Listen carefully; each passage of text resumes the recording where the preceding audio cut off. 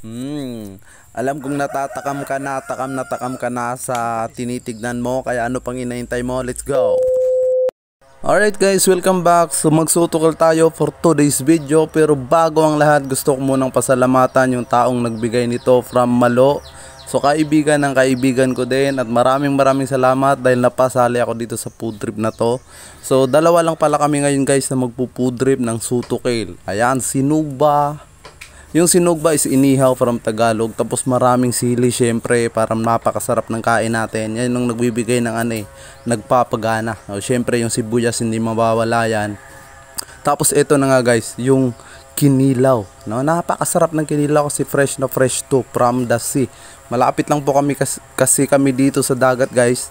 Kaya fresh na fresh. Ayan. Tapos meron tayong tinola, tsaka meron pong isang buong hiwa rito na nakasalang.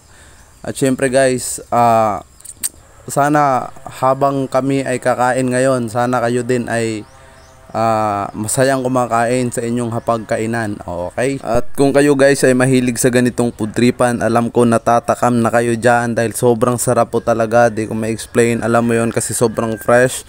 Pagkaing probinsya kasi po ito. Madalas namin ginagawa ito sa probinsya, dito sa amin sa probinsya sa Negros Oriental. O nga pala guys, habang masarap yung kainan namin dyan kasi napakasarap talaga dahil maangang yung kinilaw, tapos maangang din yung sausawa nung na lalong nagpapadagdag ng gana sa kain. Tapos meron kaming sabaw ng tinola. At syempre shout out muna kay Ma'am Beleste Sandog. Pasensya na po kayo ma'am kung hindi ko masyadong ma-pronounce ng maayos yung pangalan nyo. Shoutout daw po siya sa mga handog and Dingal family. At syempre shoutout na rin kay PG Perez Tibes. Shoutout nung nice og ing ana imong content. Thank you so much sa pag-appreciate. Grabe, thank you so much guys. Napapalunok pa rin ako guys. Sobrang sarap pa rin talaga na kinakain namin dyan. Parang nagbabalik tanaw ako. Pa-shoutout boss from Boss Alden Alvarado. Ride safe always idol sa inyong pamamasada, no? Ingat kayo palagi sa inyong biyahe.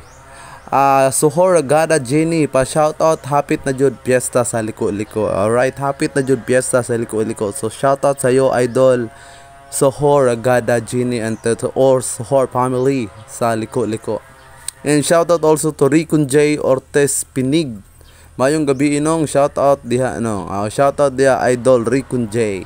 So guys, sana masaya kayong kumakain ngayon habang kami ay, 'di ba, nag-aagawan sa aming pinagkakain diyan na sobrang sarap. At syempre shoutout kay Ma'am Risty Dingal Rasco, no, na nakakatuwa kasi na tandang-tanda na pa yung experience niya 6 years ago sa Katipon. At sabi niya dito, pa shoutout daw sa family niya sa Laksa o Laksa Bonawon, Dingal and Palig sa family.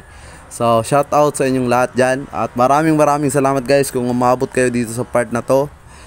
Gusto ko lamang pong sabihin na huwag kalimutang i-follow ang page at i-subscribe yung YouTube channel natin. See you again, till next time.